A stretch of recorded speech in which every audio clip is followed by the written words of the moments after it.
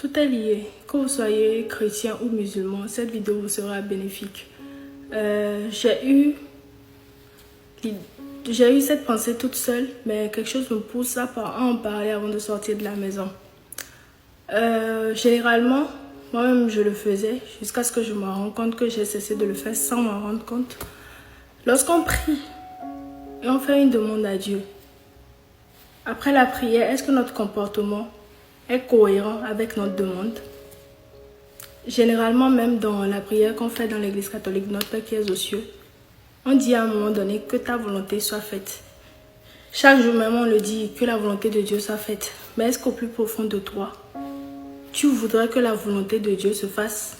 Parce que généralement, c'est ce qui se passe. Mais comme on s'attend à une réponse donnée, on ne voit pas forcément la volonté de Dieu que lui, il nous montre ou il nous donne. On est tellement accroché à ce que nous avons dans la tête, mais en disant que ta volonté soit faite. Et parfois même lorsque Dieu fait sa volonté, on est fâché, on est frustré.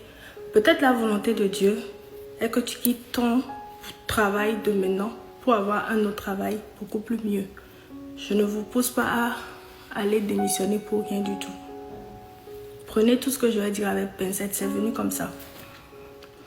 Mais tellement on est concentré sur notre demande, lorsque Dieu nous parle et comment Dieu nous parle, vous devez prêter attention à tout. Donc vous devez être à l'écoute. Vous devez aussi être très observateur parce que tout ne vient pas de la parole comme ça. Il y a d'autres, c'est dans les actions, c'est dans les situations. Parfois même, c'est ton intuition qui est la réponse. Donc apprenez à vous écouter. Et généralement, pourquoi nous ne nous écoutons pas? C'est parce que nous sommes distraits. Quand je parle de distraction, c'est que tellement on espère que la réponse soit X, on est concentré que ça soit X alors qu'il y a Y ici. Mais lorsque parfois même Dieu essaie d'attirer notre attention là-dessus avec d'autres choses, ça nous perturbe, on est en mode je veux rester concentré alors que tu es concentré au mauvais moment. Et pour avoir le discernement de cerner quand est-ce que Dieu vous parle ou quand est-ce que je dois faire ci ou de reconnaître ce que Dieu faudrait pour vous, il va falloir avoir l'esprit de discernement. Et pour avoir cet esprit de discernement en question, il faut demander à Dieu lui-même. Moi par exemple, je n'ai pas fait cette demande.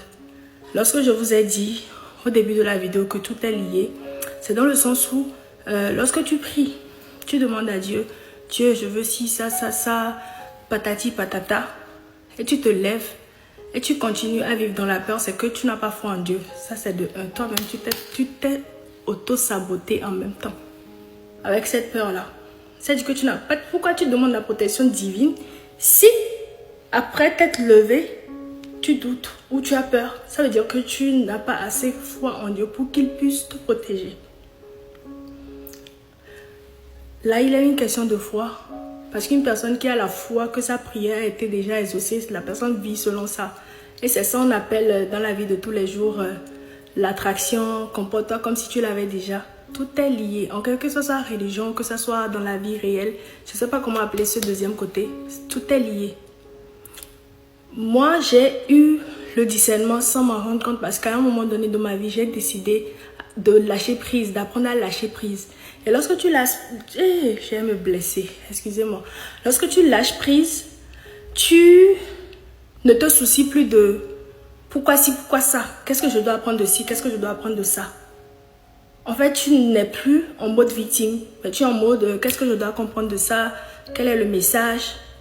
Et j'ai commencé à faire ça inconsciemment.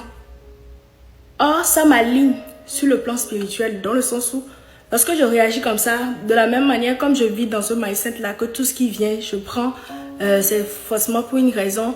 Lorsque je prie aussi, je me lève, je suis toujours dans le même mood.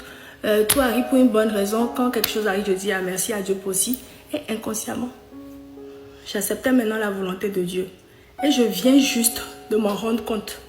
Je l'ai fait en fait sans qu'on ne me le dise. Et si cette vidéo vous a parlé ou si vous êtes là jusqu'à présent et que la vidéo vous a parlé, mettez ça dans les commentaires pour que je sache que, ou pour que j'ai la confirmation que vraiment ce message était destiné à quelqu'un. C'est pour ça le truc me poussait à parler. Parce que généralement, lorsque je parle longtemps comme ça, je suis essoufflée. Là, je suis déjà essoufflée, mais je devais parler de ça.